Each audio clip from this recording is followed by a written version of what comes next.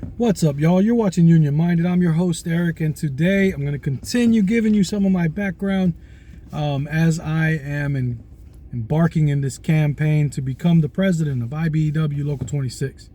It's important to me that our membership gets a grasp of who I am and where I come from, and that's why I'm giving you this series to give you a little bit of my background and to give you context into why I am the man that I am and why I am throwing my name into the ring to represent you as your president for IBEW Local 26.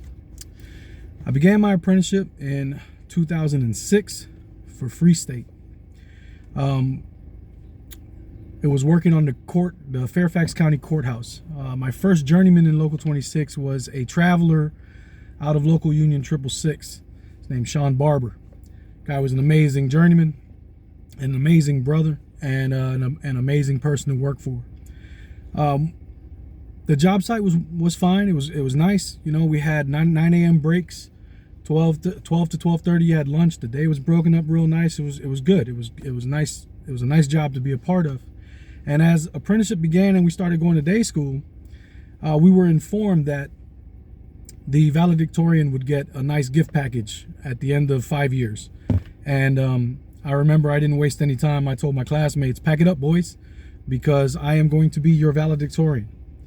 I worked for Free State. Then after the first year, I had my transfer, and my transfer went to Walker Seal. I worked with Walker Seal building the Wegmans on Dale Boulevard. I was working there under Donnie Brook and also Dave Markell, two very different personality types.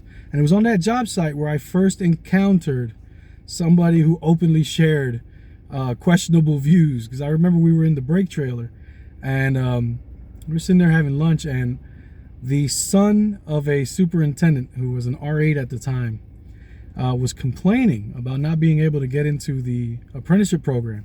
And I was like, did you take the test? What's going on? Like, why haven't you gotten in? And he made the most ridiculous comment. He was like, "I'm the wrong color," which really upset me, because I'm like, dude, what are you talking about? 95% of my class looks just like you. What do you mean you're the wrong color? "Well, if I was a minority, I would have gotten in." I couldn't believe what I was hearing. But, you encounter different personalities at different job sites. And so it was what it was. He was his dad was a superintendent. He had his little job as an R8. And he was upset that he couldn't get into apprenticeship. I thought it was kind of funny. And I kept on going with my apprenticeship, with my career. Transferred from Walker Seal to T.A. Beach. I was working with T.A. Beach under a foreman named Greta. Goes by G. Amazing foreman.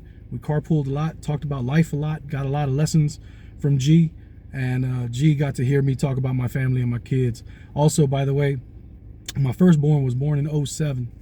And my wife went into labor on the day that I had classes. So I went to class, I took the test for that day, and then I told my instructor that I had to go. My kid was going to be born. And so I left school to go and witness the birth of my child, and I got marked absent, even though I took the test that day and passed. It's wild. I was marked absent. It's my only absent my entire apprenticeship.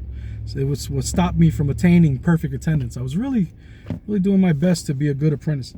After that, let me see, where were we? T.A. Beach, on loan to Free State. After Free State, I got transferred over to Trulin. And man, I didn't enjoy my time at Trulin. And that's not to say that everybody at Trulin sucked. But there were quite a few in the upper ranks that were just not good people.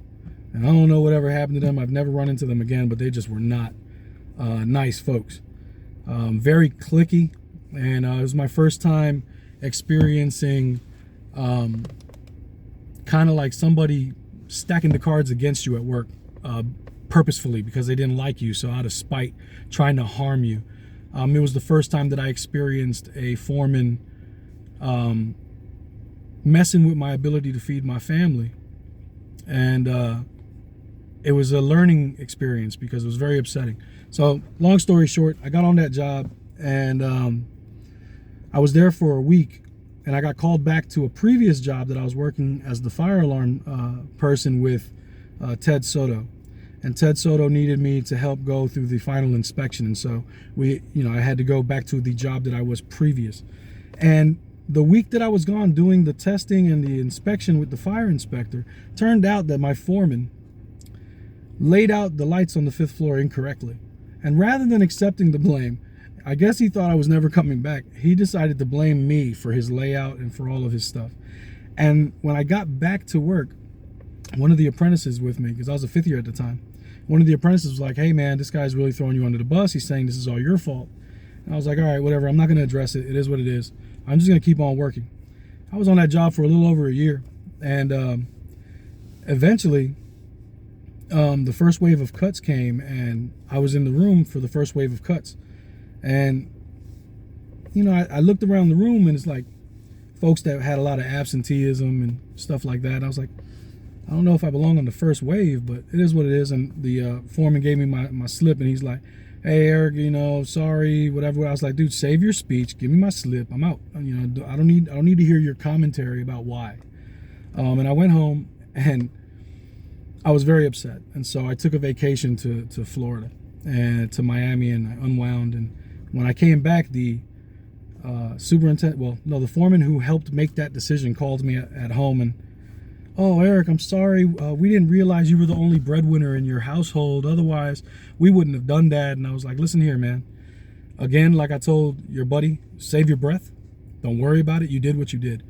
It's all good. I'm going to survive. I'm a survivor. I'm a fighter. I'm not somebody that's going to give up on life. So don't worry about it. And then I warned him. I said, but be careful of who you step on your way up. Because I promise you, you're gonna see me on your way back down, and I will remember you. And that's how we left it. And he was like, but I don't want to have that. I was like, nah, we're good, man. Don't worry about it. Take care. And we hung up. Fast forward to the end of my apprenticeship, and lo and behold, I got the valedictorian spot, and I was able to give a speech at the commencement of apprenticeship. I mean, at the graduation, I was able to give a speech and accept my gift package. And it was a very lovely experience. I loved every moment of it. After I graduated apprenticeship, I was selected by the business manager at the time, Chuck Graham, to go to Vancouver, Canada, to attend the IBEW convention.